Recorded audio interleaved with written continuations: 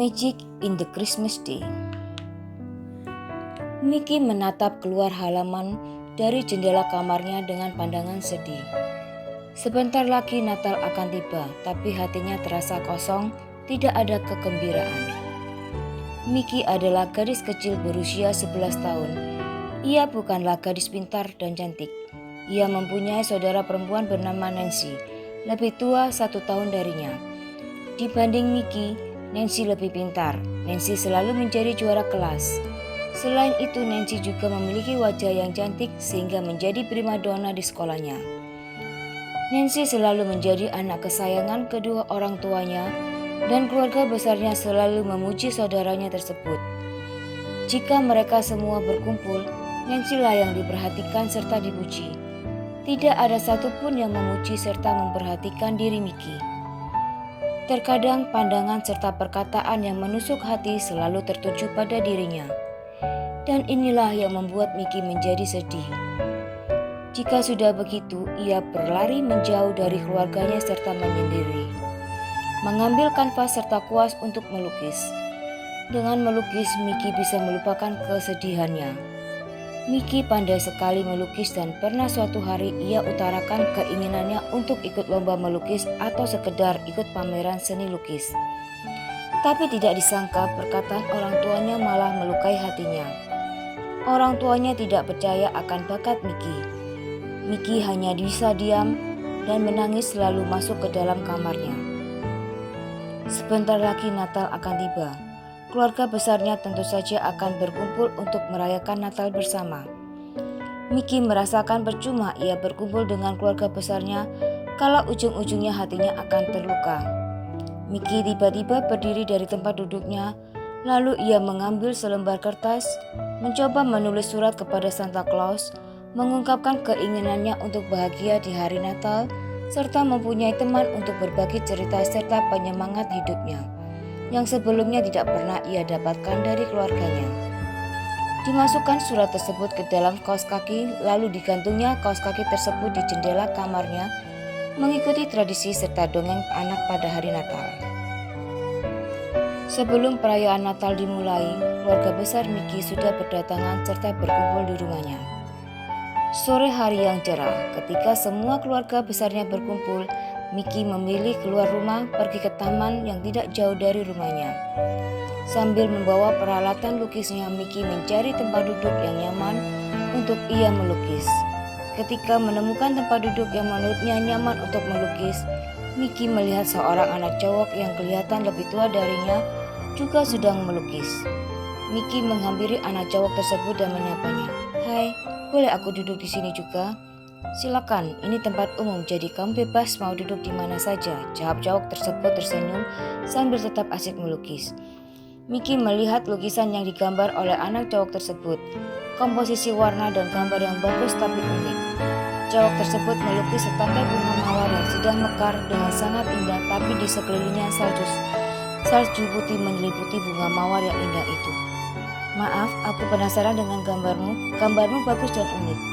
Mengapa kamu hanya melukis setangkai bunga mawar di antara salju yang lebat?" tanya Mickey penasaran dengan hasil lukisan si cowok tersebut. Cowok tersebut menatap Mickey dengan tersenyum. "Oh ya, namaku Thomas. Kalau boleh tahu namamu siapa?" "Namaku Mickey." "Kamu penasaran dengan apa yang aku gambar?" Mickey hanya menganggukkan kepalanya. "Ini ibarat hidup kita di dunia. Semua orang pasti mempunyai permasalahan sendiri-sendiri di dalam hidupnya. Dan aku ingin menjadi bunga yang aku gambar ini. Bisa tumbuh indah dan menawan hati meskipun dikelilingi salju yang lebat, tapi bunga ini tidak mati dan tetap tumbuh dengan indah." Mickey hanya diam terpaku menatap apa yang sudah digambar oleh Thomas.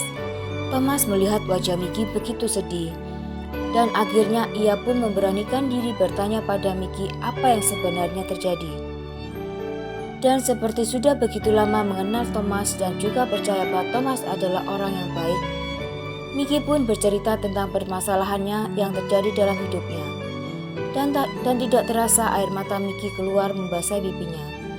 "Hai gadis kecil yang baik, jangan menangis. Ada aku di sini," ucap Thomas sambil mengusap air mata Mickey dengan jari tangannya. "Kamu tidak sendiri di dunia." Masih ada aku dan Tuhan yang selalu menyertai kamu. Jadi janganlah bersedih, oke? Sambil menatap Thomas, Mickey mulai tersenyum dan hatinya merasa tenang. Meskipun mereka baru bertemu, tapi mereka sudah menjadi sangat akrab. Dan mereka berdua berjanji untuk bertemu kembali besoknya untuk merayakan malam Natal bersama di gereja. Sesuai dengan janji, mereka bertemu di gereja, merayakan malam Natal bersama. Hati Mickey sangat bahagia. Terima kasih Santa Claus, terima kasih Tuhan sudah memberikan Natal yang indah bagiku. Aku mempunyai teman dan sekaligus seorang kakak yang baik sebagai penyemangat hidupku. Doa Mickey dalam hati sambil tersenyum menatap ke arah Thomas. Dan Thomas juga tersenyum membalas senyuman Mickey. Setelah perayaan Natal di gereja selesai, mereka berjanji akan bertemu kembali keesokan harinya di taman. Seperti biasa, keluarga besar Mickey merayakan Natal bersama di rumahnya. Rumah Mickey sudah ramai dengan sanak saudara yang datang, tapi di Natal ini Mickey tidak merasa sedih dan kesepian lagi seperti Natal-Natal sebelumnya. Tidak sabar Mickey menunggu hari esok untuk bertemu lagi dengan Thomas. Dan hari Natal yang ditunggu pun datang. Mickey langsung berlari ke taman, tapi rupanya Thomas masih belum datang di taman. Mickey merasa mungkin dirinya yang terlalu cepat datang di taman.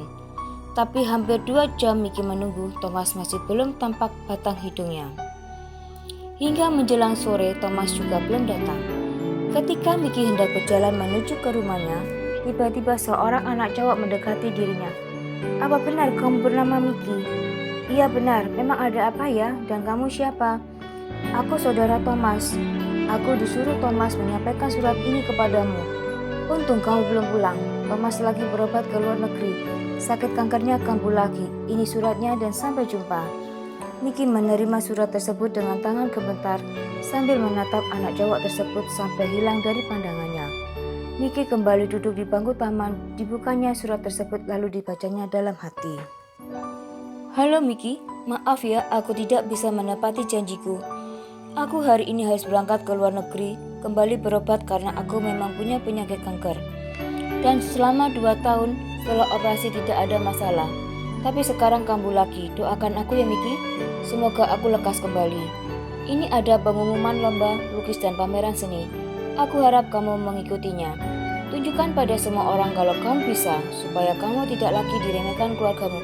Semangat ya Mickey, sampai ketemu kembali. Mickey melipat surat tersebut dan kembali ke rumah mempersiapkan lomba lukis dan pameran seni yang sudah disarankan oleh Thomas. 1 bulan berlalu, hasil pengumuman juara lukis sudah keluar dan Mickey mendapat juara 1. Lukisan Mickey dalam pameran lukis juga mendapat apresiasi yang bagus dari semua orang.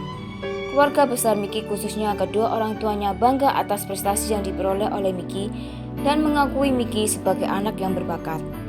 Tapi di dalam kebahagiaan yang Mickey rasakan, ada berita duka dari saudaranya Thomas kalau Thomas sudah berpulang ke rumah Bapa. Setelah menerima penghargaan dari lomba lukis dan juga dari pameran lukis, Mickey pergi ke makam Thomas.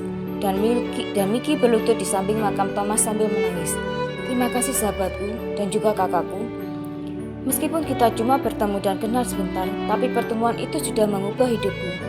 Terima kasih atas semangatmu yang kau tularkan kepadaku dan atas segala nasihat yang kau berikan. Aku sekarang paham kenapa waktu itu kau melukis bunga mawar bisa tumbuh dengan indah di salju yang lebat. Terima kasih untuk semuanya. Selamat jalan. Semoga kamu tenang di sisi Bapa dan sampai jumpa Thomas. Ucap Mickey sambil meletakkan bunga mawar di makam Thomas.